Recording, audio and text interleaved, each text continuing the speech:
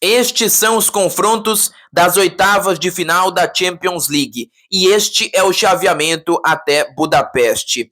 Antes de me debruçar sobre os embates, permitam-me um comentário.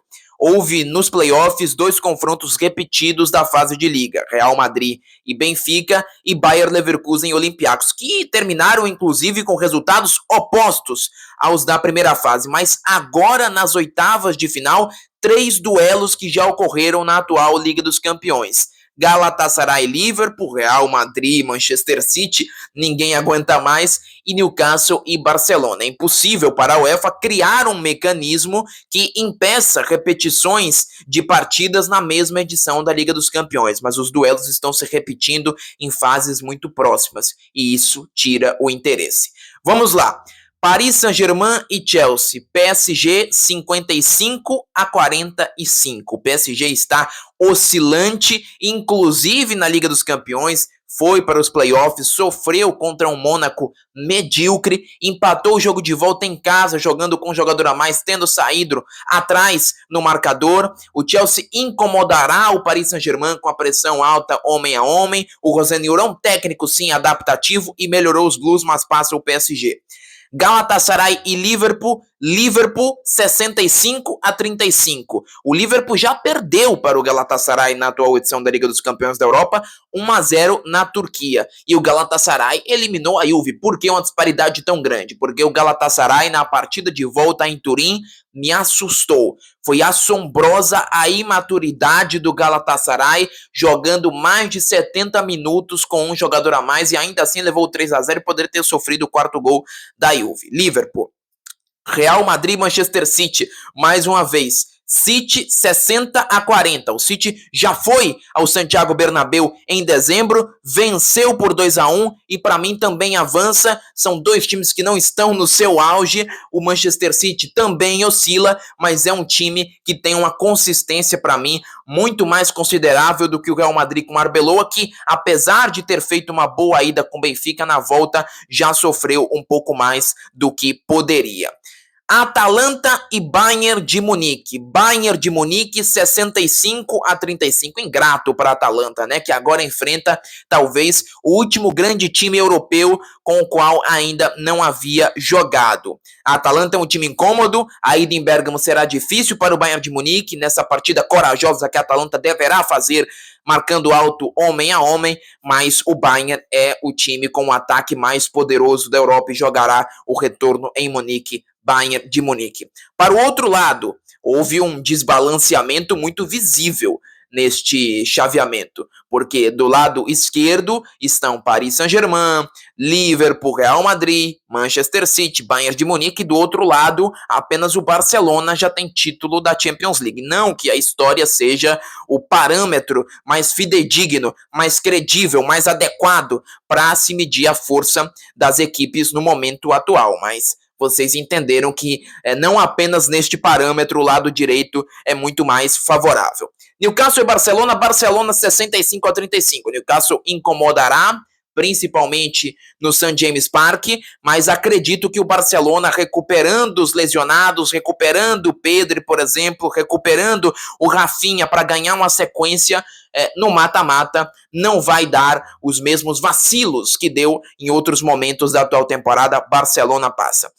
Atlético de Madrid e Tottenham. Atlético de Madrid 65-35.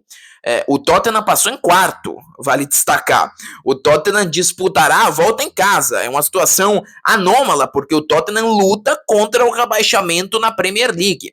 E o Atlético de Madrid é uma equipe que está em outro patamar neste momento, ainda mais depois do mercado de janeiro que fez com a aquisição do Lookman.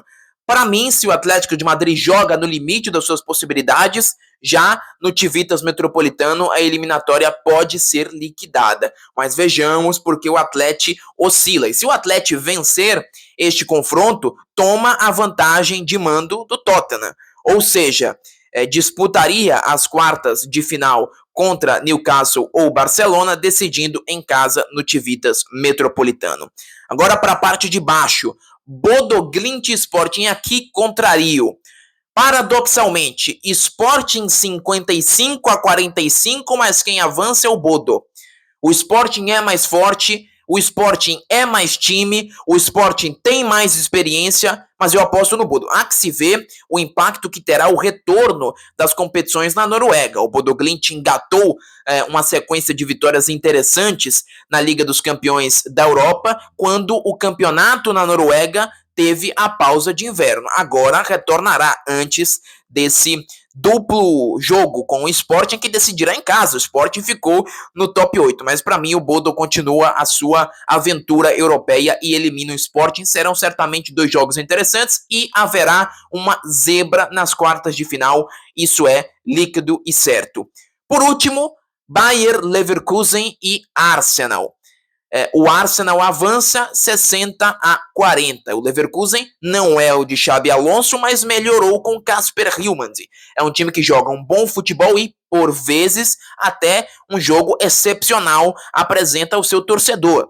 É um time bem treinado, é um time que contra o Olympiacos teve uma classificação muito meritória. Jogará, claro, o retorno no Emirates Stadium, isso complica, mas o Arsenal, embora tenha um caminho muito simpático até uma eventual semifinal, Leverkusen e depois, caso passe, evidentemente, Bodo ou Sporting, terá uma partida em que, na ida, certamente terá algumas insídias e terá de se esforçar no retorno, não irá para o retorno com uma vantagem tranquila no Emirates. Feitos esses prognósticos, ou seja, que avançam Paris Saint-Germain, Liverpool, Manchester City, Bayern de Munique, Barcelona, Atlético de Madrid, Bodo Glimt e Arsenal, é preciso destacar que o chaveamento, novamente destaco, ficou muito desequilibrado. Porque de um lado nós temos a possibilidade de Chelsea ou Paris Saint-Germain contra o Liverpool, Real Madrid ou Manchester City contra o Bayern, e do outro o Barcelona é claramente favorito contra o Newcastle, embora o Newcastle seja um time competitivo, depois poderia pegar o Atlético de Madrid, sim, um derby, mas não há comparação com as forças do outro lado, e o grande vencedor do sorteio é o Arsenal.